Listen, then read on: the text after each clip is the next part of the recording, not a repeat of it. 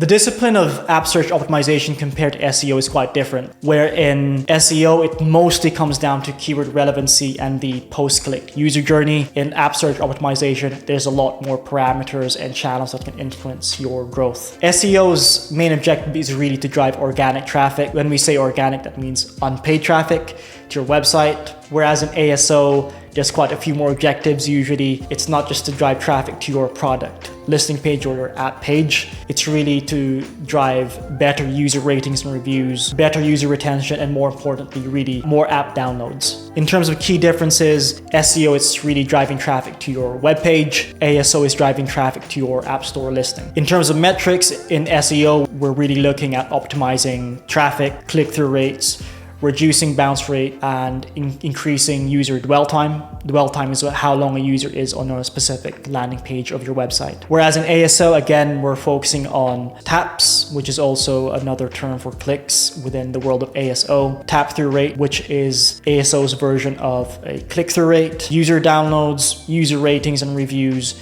user retention, and the app's ranking. And then finally, in terms of keyword placement, there's a bit of a similarity where in ASO, you add your relevant keywords to your URL path, you add it to your header, to your title, to your subtitle, to the body of your landing page. And within ASO, it's fairly similar, but just within the app's metadata, including the app's title, the app's short description or subtitle, the app's long description. And worth mentioning that you can obviously optimize your keyword rankings within the App Store using paid channels. And we'll talk about that more in the next couple of videos. All right, let's briefly talk about the pros and cons of each channel, starting with ASO, targeting high intent users. So whenever you're in the App Store, you usually have a very high intent. You could either be looking for an app to download, or you're looking to learn more about a specific app, or maybe discover an app that can solve your question. And in that sense, you tend to see better conversion rates within app stores compared to SEO. Second pro of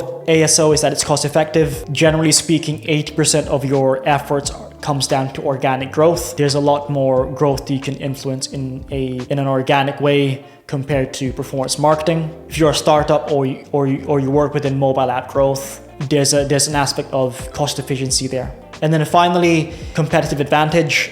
The world of mobile app growth and app search optimization, it's fairly new still. It's a growing discipline and there's a growing community behind it. I feel like because it's still quite niche, there's not even a lot of roles that look for mobile app growth specialists or app marketers, app store optimization specialists yet. In that sense, if you're watching this video or you're learning more about ASO or mobile app growth, you're in a good space to potentially dominate more than your competitors who aren't focusing on that specific channel or that specific discipline. So now let's talk about the cons of ASO. The first one being that all of your traffic, it's mainly going to come down from mobile devices and the App Store specifically, whereas in SEO, you can obviously target users from multiple devices. It doesn't matter if they're in their phone, if they're in their laptop or iPad or tablet. And generally speaking, you're going to get a lot more traffic from a web page compared to an app store. Second con is that there's an over-reliance on user ratings and reviews. The moment your app starts getting quite a few negative reviews, app's organic ranking within that specific app store is going to suffer. And it's really difficult to get your app's ranking in a good spot once you have negative reviews.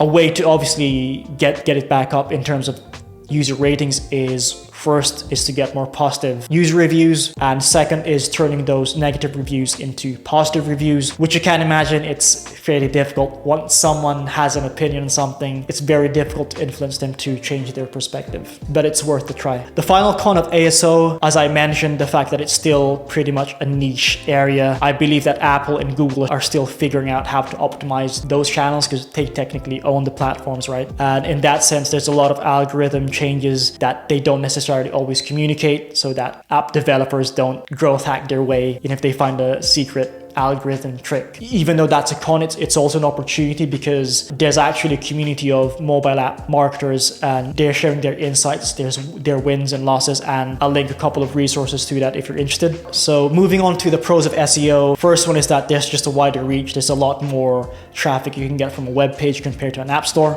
Second pro is that it's more cost effective because it really relies on organic traffic. And when we talk about organic, that means unpaid, whereas in app store optimization, it's both organic and non-organic that can influence its growth. And the final con of SEO is that, assuming you have a well-optimized landing page, let's say you have an evergreen content, that effort you made on that specific landing page will give you long-term traffic and potentially conversions down the line. The cons of SEO is that it's very time-consuming, and as mentioned earlier, that it's more of a long-term strategy. It's not like you're going to get instant results once you optimize your web page, for example. The second con of SEO is that there's really market saturation depending on the business sector you're in. I feel like if you're going to go in the SEO route, you really have to have a dedicated SEO specialist and potentially a content marketer or copywriter in your team. There's a bit of a commitment that needs to happen if you really want to improve your SEO efforts. The final con of SEO is that you might have the best keywords, you might have a really great piece of content, but it doesn't necessarily translate to more conversions. Again, SEO is really driving traffic, right? That's the fundamental goal of SEO. That user going to your webpage doesn't necessarily equate to a conversion. Especially if you're a startup, you want to make sure the money that you spend and the time that you spend, it's allocated towards channels that make sense for where you are within the business and within the skill sets that you have within the company.